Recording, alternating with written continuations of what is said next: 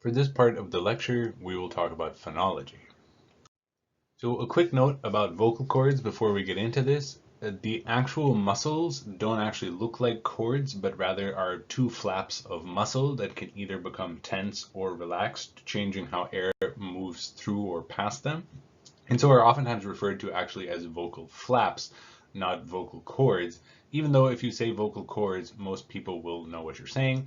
But just don't be surprised where if you're ever talking to a language expert, be it a psychologist or just someone who's trained in languages, like a linguist, just don't be surprised if they talk about vocal flaps and you just find yourself like, never heard that one before. When it comes to categorizing speech sounds, there are three different categories that we use, and these actually allow us to classify almost all sounds that we use during speech, regardless of the language. The first is referred to as voicing. So voicing is whenever our vocal flaps are vibrated to produce the sound, and so if they vibrate when we are producing the sound, we call that sound a voiced sound. If they do not vibrate, we refer to it as a non-voiced or unvoiced sound. Now, also it is something to consider that if the vocal folds, start vibrating sometime after the sound begins, they're generally not considered to be voiced sounds. So examples of voiced sounds would be the sound for Z, which is Z, or the sound for A, which would be ah. And in both of these cases, if you were to put your hand on your throat, you would feel the vibrations coming from your throat. And this is ultimately your vocal flaps vibrating, and this is what is referred to as a voiced sound. Examples of non-voiced sounds would be the S sound associated with an S. As you can see there, there is no vibration that you can feel, and the same with the sound for T, which would be T.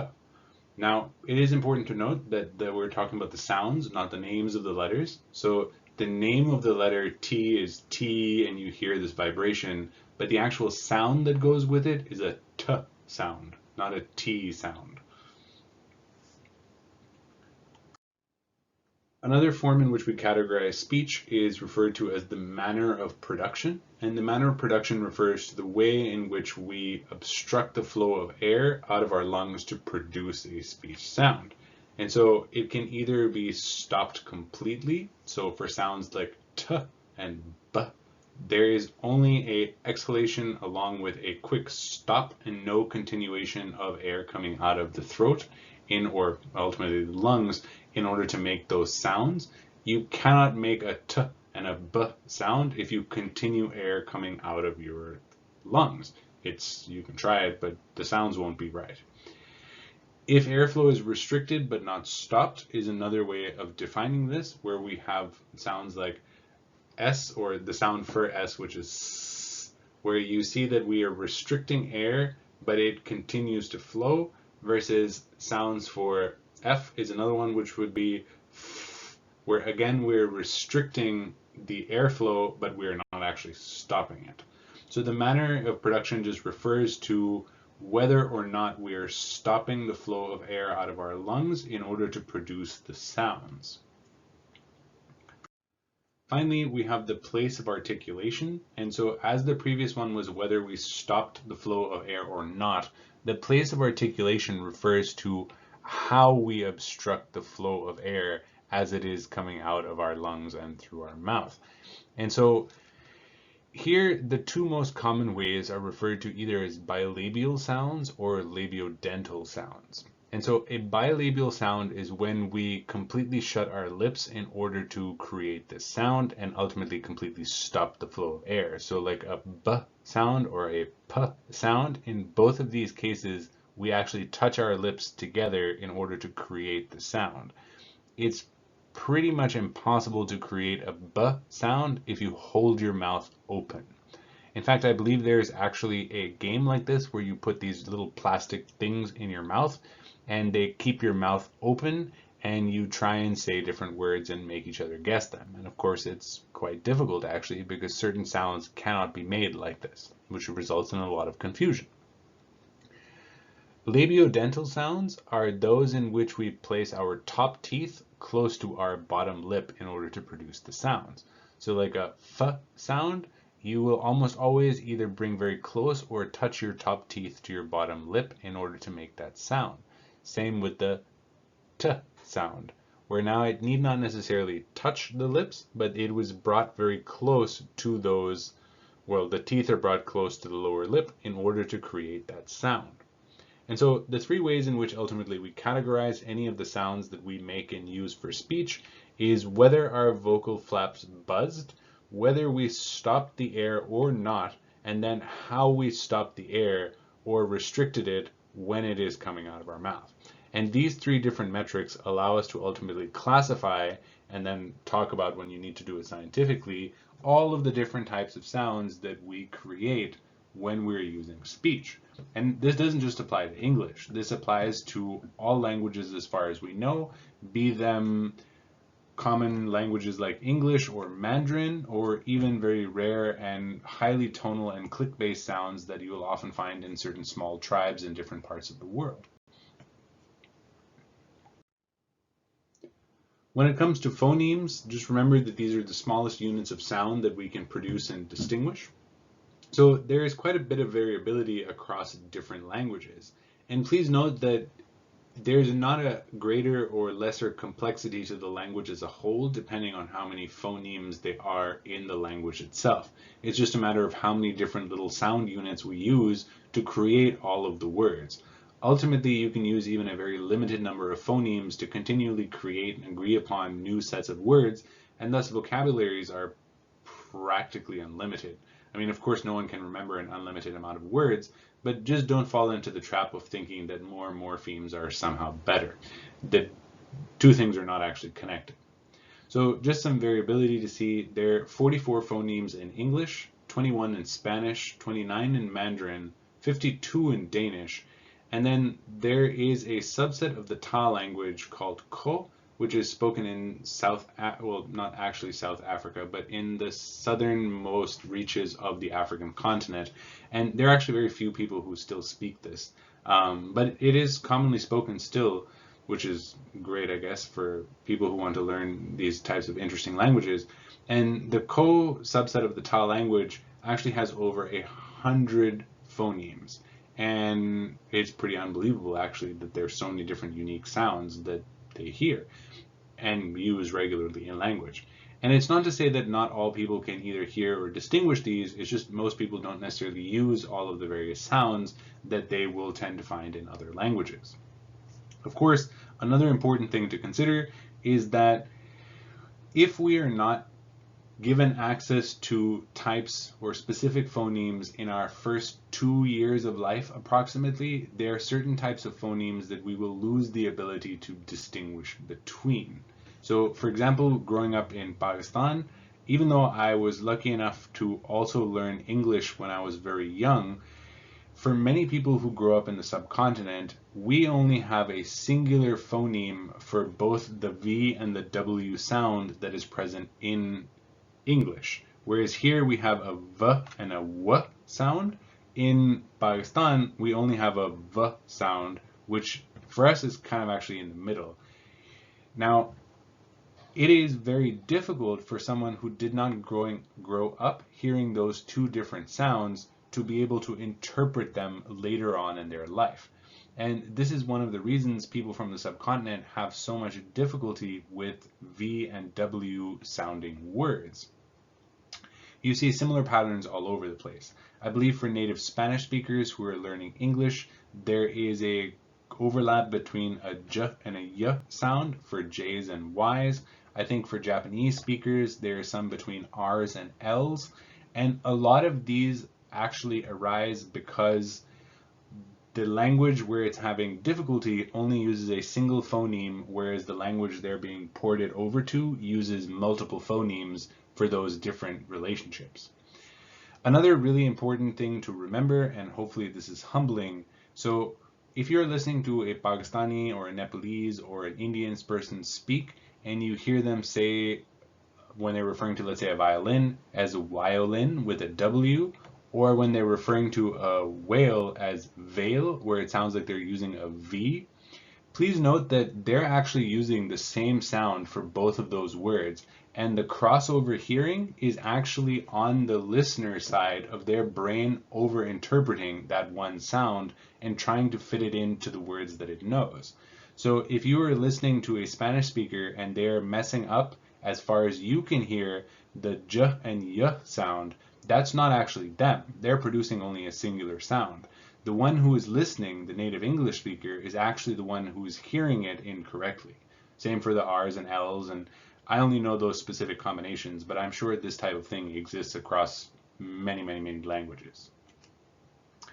We're also not necessarily in these number of phonemes considering tones. So not all languages are tonal. For example, English is not a tonal language. Many of the languages and dialects spoken in China or in the Far East, for example, are tonal. And then you have weird subsets. For example, in Pakistan, we speak Urdu as the native language, which is not tonal, but we speak a subset language only for our state, which is spoken both on Pakistan and Indian sides in Punjab. Punjabi is actually a tonal language. And there are different numbers of tones. So I believe in Mandarin there are 4 common tones used, whereas in Punjabi we only have 3 different tones. And for speakers who don't come from a tonal language, it's oftentimes very difficult for them to understand that a tonal language is not about conveying your emotionality and how you say the words, rather the manner in which you inflect on the words themselves, whether your sounds are carried high, whether they're increasing over the course of the sound, whether they stop sharply after the sound, or whether there is a dip and an increase in the manner in which the sound is presented, all actually change the very meaning of those sounds, not just to give an indication of the feeling of the people behind them.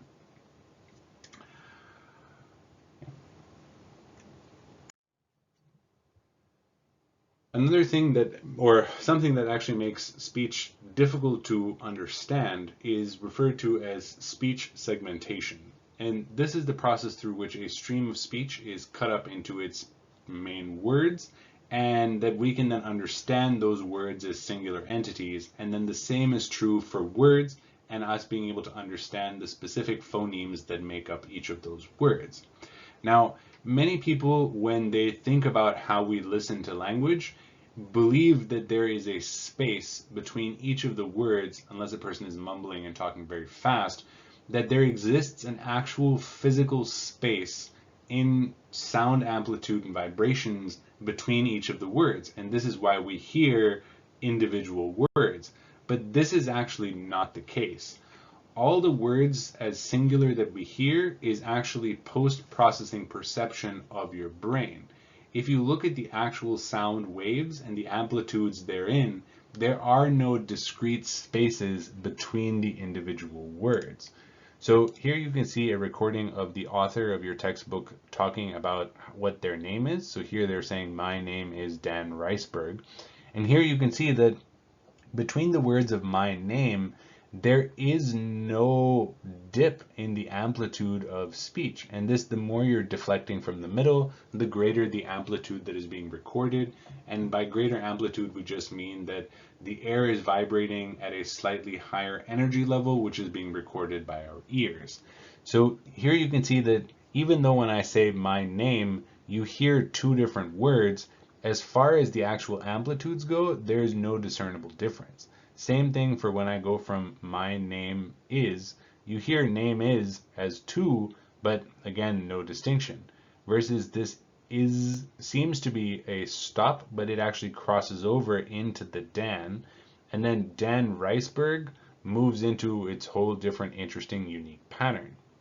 And so this is something that is true for ultimately all languages. When language is recorded in this way, it does not have any natural pauses between it unless we stop speaking. When we're speaking, there are no unique pauses and stops. And this is ultimately something that your brain is doing. In the same way that we have 3-dimensional perception, even though our retinal image is 2-dimensional, and we are post-processing and giving ourselves this 3-dimensional representation, in the same way, our brain is creating those pauses between words and therefore allowing us to interpret them. You could even argue that it is a product of our interpretation of that fuzziness that gives the illusion that there is space between words. Now, this is also the reason why foreign languages sound like unintelligible and continuous streams of sounds. It's because we have not learnt the words, and by not learning the words, we don't know where to insert pauses into the stream of sound. And so, if you think about how people tend to make fun of people speaking other languages, the strangest thing across all of this is that almost everybody makes fun of other language speakers in the same way. Everybody mutters gibberish like blah blah blah blah blah blah. Right? It's you make this sound that doesn't seem to stop or have any natural pauses. And this is because this is how all of us who don't know languages hear languages that we don't understand, because to us, our brain does not understand or comprehend the meaning, and therefore cannot insert those natural pauses that allow us to perceive the individual words in those sentence streams. Right? So just, I suppose, check yourself if you're ever making fun of somebody else's language, because chances are they hear you exactly how you are making fun of them, because that's just how it works.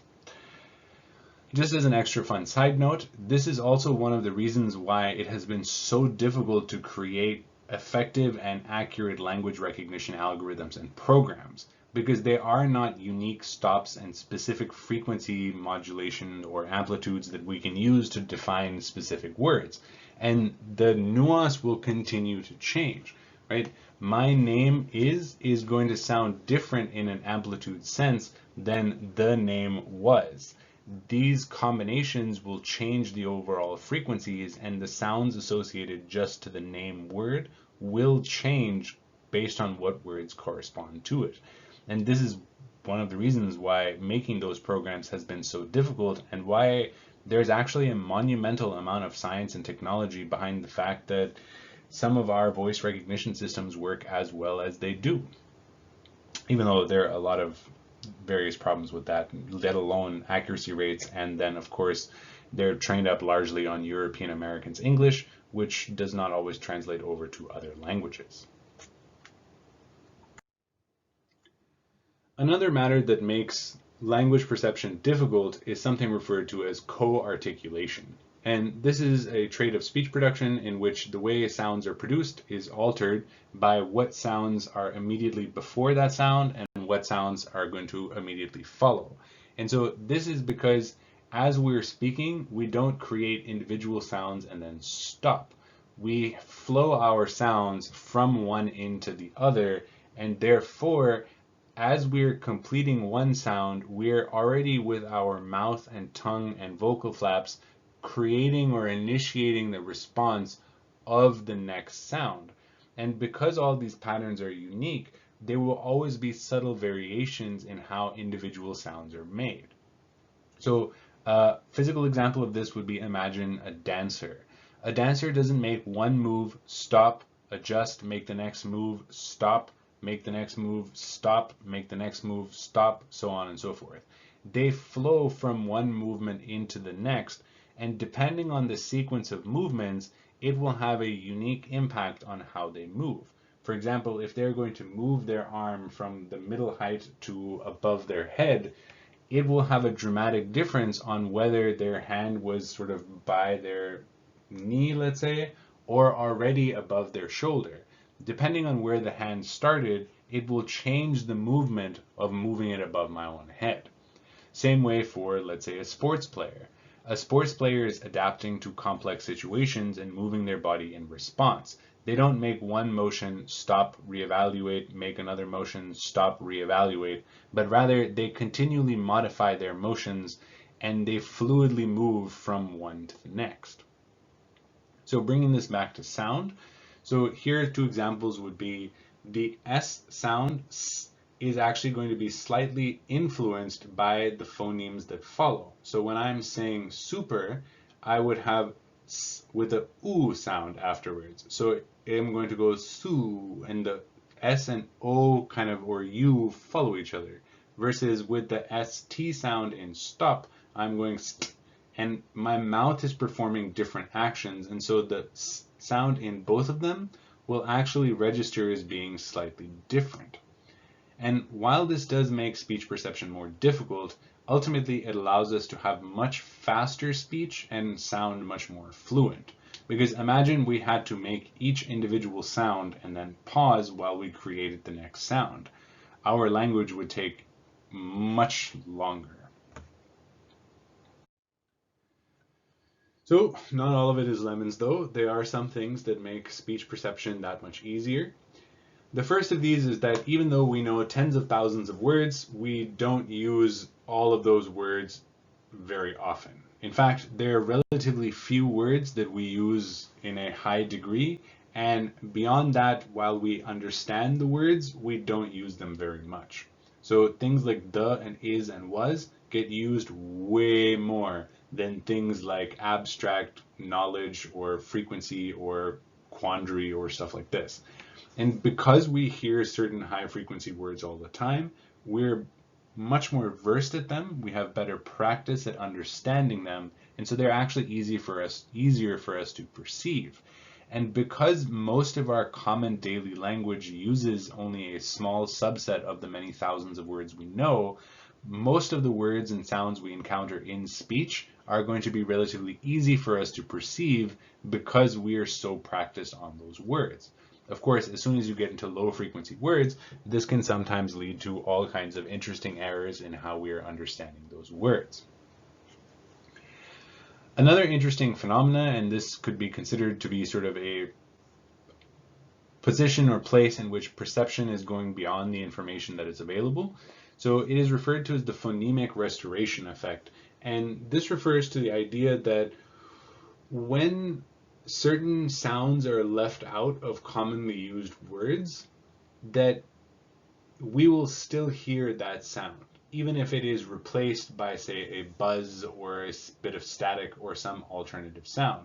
And so when people are presented with these types of situations, they will oftentimes report hearing both the missing phoneme and the sound that covered it up. And so this is hard for me to actually do with, I only have one mouth instead of sounds. Maybe someone actually who is really good at a cappella or beatboxing might be able to do this. But imagine you had a very common word like broccoli and you covered up the k sound with ch or some kind of horn beeping. Chances are when people were hearing that, they would hear the horn and the k sound, even though you removed the k sound. And so this is in a way where the context of sounds will allow us actually to infer what sounds were there. And this again makes speech perception that much easier because there's an incredible variation in how we all say all types of different sounds and then the areas and environments in which we are hearing those sounds. So this is just yet another thing that makes it easier for us to perceive words or sounds in general. In a similar fashion, it is easier to understand words in a given context, so when they're presented in sentences as opposed to when they're presented individually. There's a fun experiment mentioned in which they recorded people speaking set sentences. They would edit certain words out of them and then present just those singular words to people, and people had a much more difficult time discerning the words when they were played only by themselves as compared to when they were played with their sort of corresponding sentence.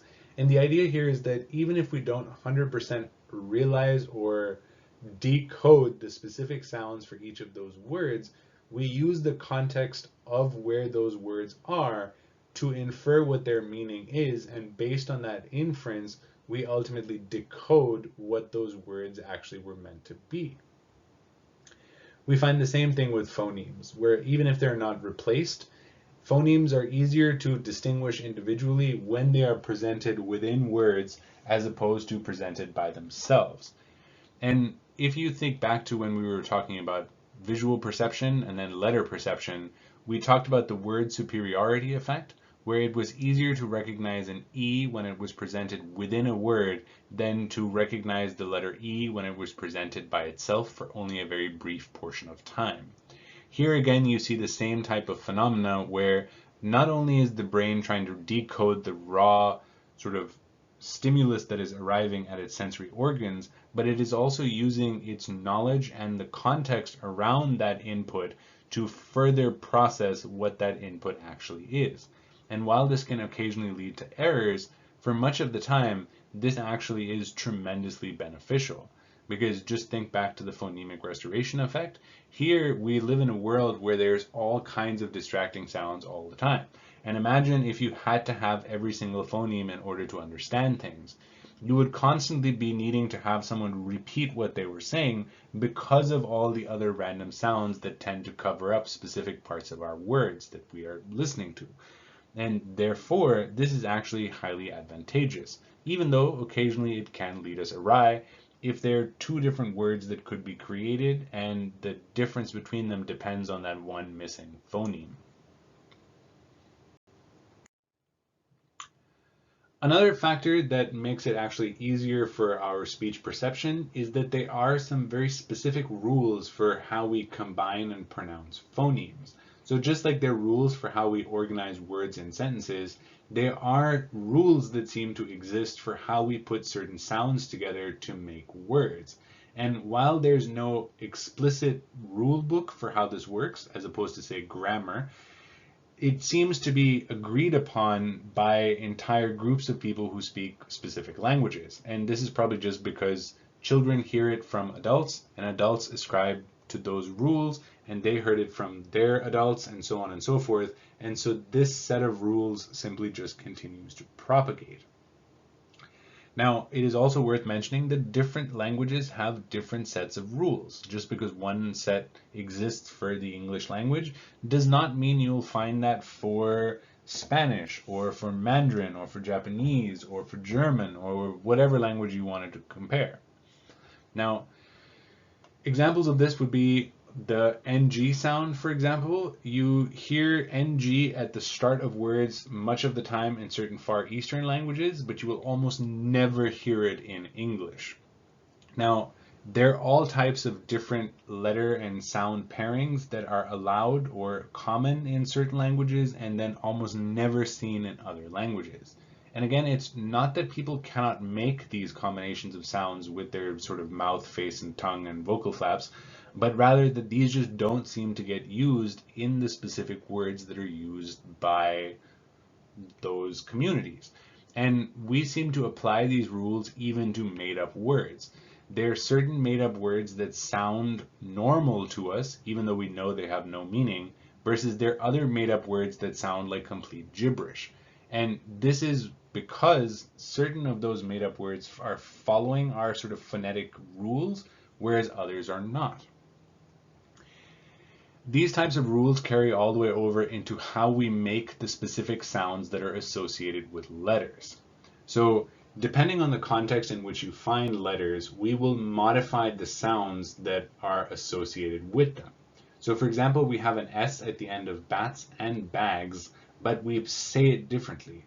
At the end of bats, we're saying a S sound, versus at bags, we're saying a Z sound. And this changes depending on what words we're using.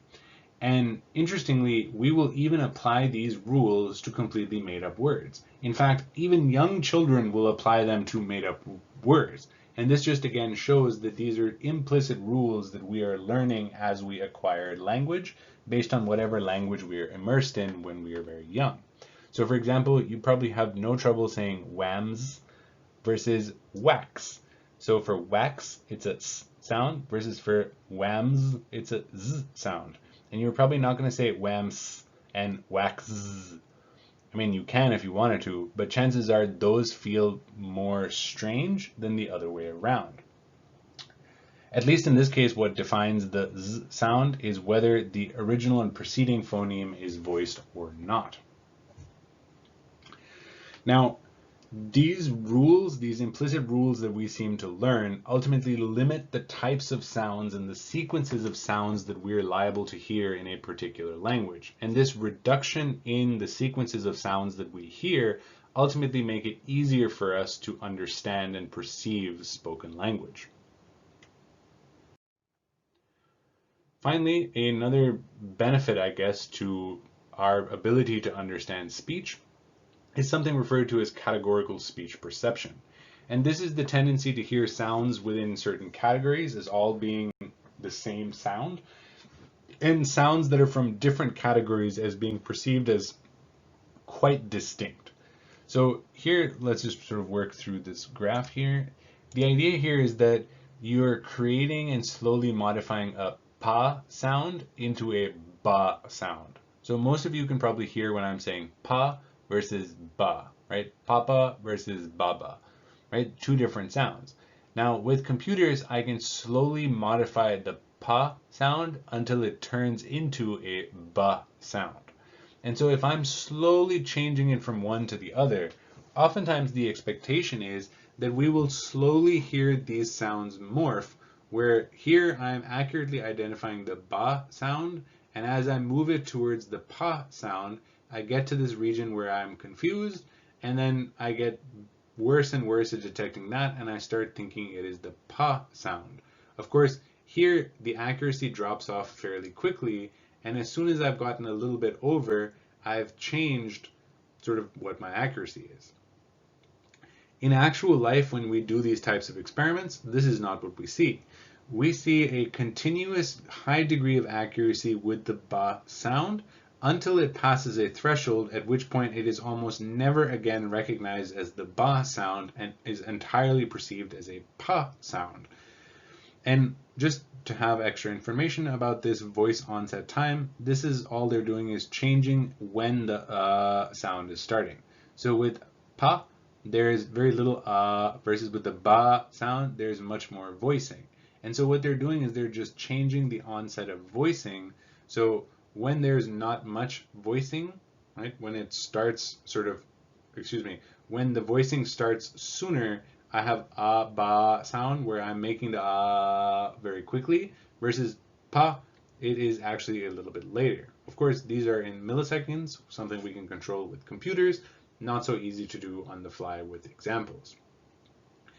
Now, one of the advantages of this type of speech perception, even though now we're not actually hearing the grade between these sounds, but rather hearing them only as categories, is that we're no longer bound by who is saying these words and what they're feeling when they're saying these words, or what environment they are in these or situations, right? Because I might be saying pa and ba, and I have, I don't know, I guess maybe a moderately deep voice. Not everybody will have deep voices, and they will also say pa and ba, but it will sound different. The actual speech pattern will be different, but we will hear that as pa and ba regardless. And if we were sensitive to those differences, we would hear everybody's speech as a unique set of sounds, which would be horribly detrimental to our ability to understand language. Whereas in this way, even though we lose some nuance to the specifics of the sounds created, we ultimately easily label them into categories, and this vastly facilitates our ability to recognize speech, because we're no longer dependent on exactly who said what in allowing us to understand the specific sounds that are created. As a final interesting note, this categorical perception phenomena has actually been documented in animals as well.